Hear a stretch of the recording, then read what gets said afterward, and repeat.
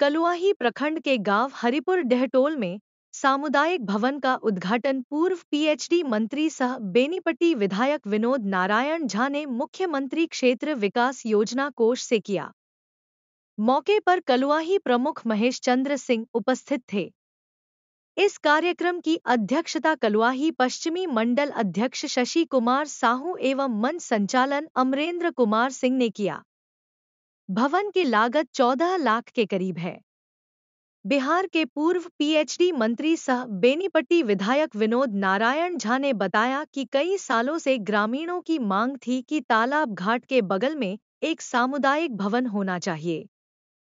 साथ ही लोगों से अपील की इस बार विधानसभा चुनाव में वोट कटवा पार्टी से बचकर रहे। प्रसन्नता का विषय है कि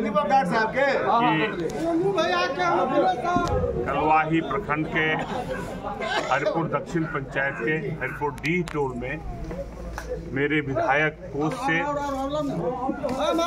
14 लाख से ज्यादा की लागत से सामुदायिक भवन का निर्माण हुआ है।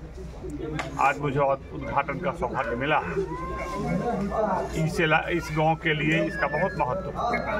अब सार्वजनिक दरवाजों की कमी होती जा रही है और ये गांव के स्कूल के बगल में होने के कारण इसका बहुत महत्व है। इसलिए ये अत्यंत प्रसन्नता का विषय है और कई लोगों का डिमांड था। पिछले साल कुछ साल पहले हमने यहाँ बगल के पोखरे में, सिपाही पोखरा जिसको कहते हैं, उस पोखरे में घाट का भी निर्माण कराया था। आज ये निर्माण है। आज बिहार की राजनीतिक परिस्थिति विचित्र स्थिति में है। एक जन स्वराज पार्टी के स्वयंभू नेता का उदय हुआ है। प्रशांत किशोर उनका नाम है। वो गांधी जी के सामने अनशन पर बैठे थे, गांधी मैदान में, और गांधी जी का जितना अपमान प्रशांत किशोर जी ने किया है उतना आज तक किसी ने नहीं किया। गांधी जी ने जब से राजनीति शुरू की वो शराबबंदी के पक्ष में थे, शराब को कुरीति मानते थे। शराब के खिलाफ उन्होंने पिकेटिंग करवाया था, धरना दिलवाया था कांग्रेसियों से आज़ादी की लड़ाई में।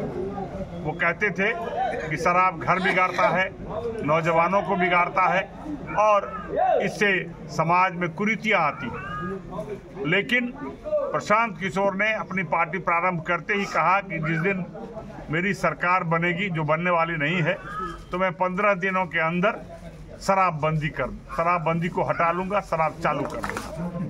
तो ये गांधी जी का अपमान है। उन्हें कोई हक नहीं है कि गांधी जी के सामने धरने पर बैठे। और धरना किस चीज का?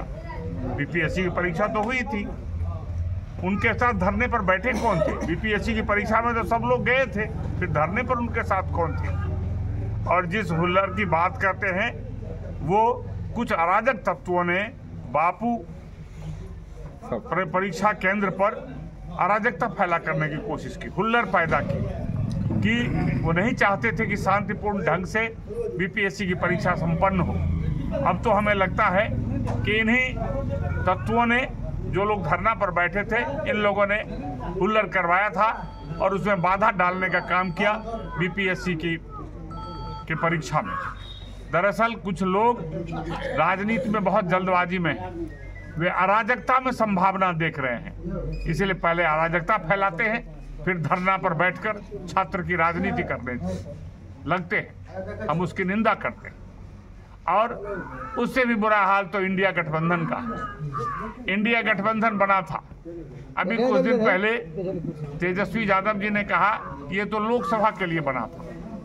लेकिन मैं आपको दावे के साथ कहता हूँ कि भारत में एकमात्र गठबंधन है, वो है एनडीए गठबंधन। और बिहार में तो यह वक्त की कसौटी पर खरा उतरा। एक आध बार कुछ इधर उधर घटना को छोड़ दें तो सबसे स्मूथ गठबंधन है। उसने बिहार का विकास किया है और हमें कोई परेशानी नहीं है। सब मिलजुल कर सरकार आगे बढ़ाएंगे और अगली सरकार भी बनेगी जिसके मुखिया नीतीश कुमार जी होंगे।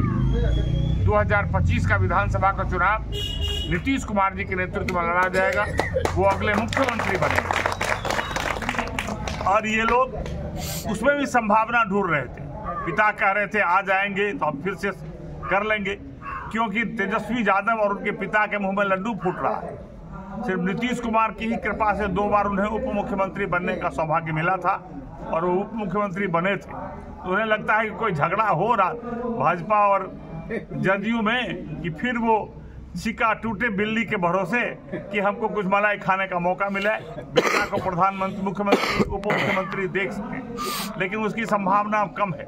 नीतीश कुमार जी ने बड़ी साफ शब्दों में कहा है कि वो भूल थी, अब वो दोबारा नहीं होगी और अब वो चट्टानी एकता के साथ एनडीए में है और नेतृत्व कर रहे हैं। और उनका तो गठबंधन का हाल ये है कि कुछ दिन पहले लालू यादव ने खुद कहा कि नेता बदलने की जरूरत है, इंडिया गठबंधन की नेता ममता बनर्जी को होना चाहिए।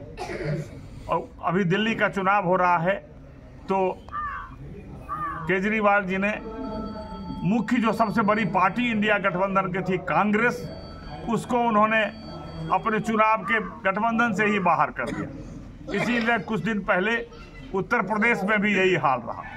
इसलिए वो कोई गठबंधन नहीं है, ये सत्ता के लिए गठबंधन था, इंडिया गठबंधन। जो सत्ता, यदि सत्ता नहीं मिली तो गठबंधन के सपने चूर चूर हो गए और अब वो सड़क पर है। एनडीए इंटैक्ट है और मिलकर अगली सरकार बनाएंगी और हम लोग नई सरकार में शामिल होंगे। लोग तैयारी में लग गए हैं, हमारे क्षेत्र में भी लोग तैयारी में लगे हुए हैं और अगला चुनाव भी हम बहुत ही मजबूती से जीतने का काम करेंगे। ये साल में मेरा पहला कार्यक्रम है, पहला उद्घाटन है। इस अवसर पर मैं यहाँ से कलवाही की जनता को, डिहटोल की जनता को और पूरे बेनीपट्टी विधानसभा क्षेत्र के लोगों को नए साल की शुभकामनाएं देता हूं और मकर संक्रांति की भी शुभकामनाएं देता हूं। धन्यवाद। इस तरह से सीएम की जो है प्रगति यात्रा शुरू हुई है। यहाँ आपके नेता प्रतिपक्ष का कहना है कि ये जो यात्रा है ये एक तरह से प्रगति यात्रा नहीं बल्कि ये दुर्गति यात्रा है। क्या कहेंगे आप?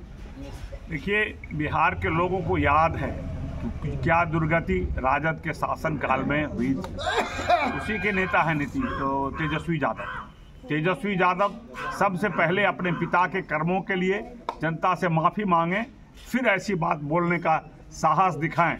क्या हालत थी, सड़कें नहीं हुआ करती थी, बिजली महीनों में आती थी, गांव-गांव में जनरेटर से लोग लाइट जलाते थे, जिस गांव में सड़कें नहीं, बिजली नहीं, स्कूल की भवनें नहीं होती थी। स्कूल होता था तो शिक्षक नहीं थे, शिक्षक होता था तो स्कूल का भवन नहीं था। लोग विकास देख रहे हैं। राजद विनाश का प्रतिनिधि है और एनडीए नीतीश कुमार विकास के प्रतिनिधि हैं, उसके रिप्रेजेंटेटिव हैं। इसलिए उनकी बातों का कोई असर नहीं है। लोकसभा में बड़ी बड़ी बातें कर रहे थे और जब चुनाव का रिजल्ट आया तो राजद 4 पर सिमट गया और एनडीए ने 2 दर्जन से ज़्यादा सीट जीतने का काम किया। वही रिकॉर्ड अगले विधानसभा में भी होगा।